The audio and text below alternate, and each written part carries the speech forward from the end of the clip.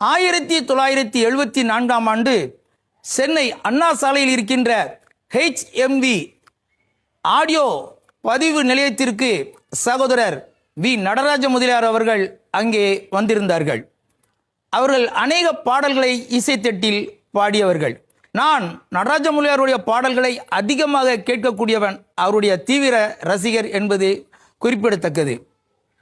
இது நடராஜ முதலியார் அவர்கள் அந்த ஒலிப்பதிவு நிலையத்தில் இருக்கும் பொழுது அடுத்ததாக ஒலிப்பதிவு செய்வதற்காக திரைப்பட இசை அமைப்பாளர் மெல்லிசை மன்னர் ஐயா MS விஸ்வநாதன் அவர்கள் அங்கே வந்தார்கள்.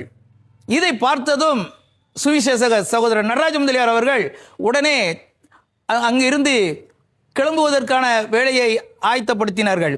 இதை பார்த்த மெல்லிசை மன்னர் MS விஸ்வநாதன் அவர்கள், நீங்கள் வந்த காரியத்தையெல்லாம் முடித்து விட்டீர்களா அப்படி என்று கேட்கும் பொழுது, இல்லை இன்னும் கொஞ்சம் வேலை இருக்கிறது என்று அவர்கள் சொல்லும் பொழுது, நடராஜ முதலியார் அவர்களிடம், நீங்கள் வந்த வேலையை எல்லாம் முடித்து விடுங்கள், நான் ஒரு ஓரமாக இருக்கின்றேன், அதற்கு பிறகு நான் என்னுடைய இசை நிகழ்ச்சிகளை அந்த பதிவு காரியங்களை நான் பார்த்துக் கொள்கிறேன் என்று சொன்னார்கள்.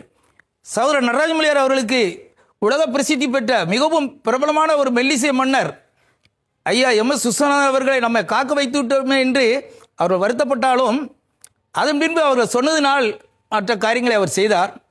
முடித்தவுடன் சகோதரர் நடராஜ முதலியார் அவர்களும் மெல்லிசை மன்னர் MS விஸ்வநாதன் அவர்களும் பேசிக் கொண்டிருந்தார்கள். அப்பொழுது சகோதரர் நடராஜ முதலியார் அவர்கள், நீங்கள் அநேக பாடலுக்கு இசையமைக்கிறீர்கள், என்னுடைய பாடலுக்கு நீங்கள் இசை அமைக்க முடியுமா என்று கேட்டவுடன் மெல்லிசை மன்னர் ஐயா MS விஸ்வநாதன் அவர்கள் சொன்னது, ஓ தாராளம் என்று சொன்னார்கள். உடனே நடராஜ முதலியார் அவர்கள், பிரபலமான ஒரு இசையமைப்பாளரிடம் நாம் இசையமைக்க சொல்லிவிட்டோம், அநேக பண தேவைகள் இருக்கும் என்று மனதில் நினைத்துக்கொண்டு, ஐயா இசையமைப்புக்கு எவ்வளவு பணம் செலவாகும், முதலில் நாம் ஒலிப்பதிவு செய்ய வேண்டும், இசைத்தட்டை நாம் வெளியீடு செய்ய வேண்டும், அதன் பின்புதான் மற்ற காரியங்களை பேச வேண்டும் என்று சொல்லிவிட்டவுடனே நடராஜ முதலியார் அவர்கள் அதற்கான ஆயத்தத்தை படுத்தினார்கள்.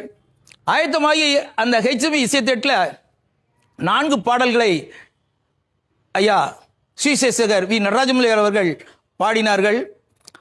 அந்த பாடலுக்கு அந்த 4 பாடல்களுக்கும் மெல்லிசை மன்னர் MS விஸ்வநாதன் அவர்கள் இசை அமைத்தார்கள். யார் இவர்கள் பாடுவோரே, நன்றியால் பாடிடுவோம், ஆனந்தமாக அன்பரை பாடுவேன், பலிபீடத்தில் என்னை பரணே. இந்த 4 பாடல்களை எழுதி ராகம் அமைத்தவர் இந்த TPM மூத்த போதகர் பாஸ்டர் பாபி அவர்கள்.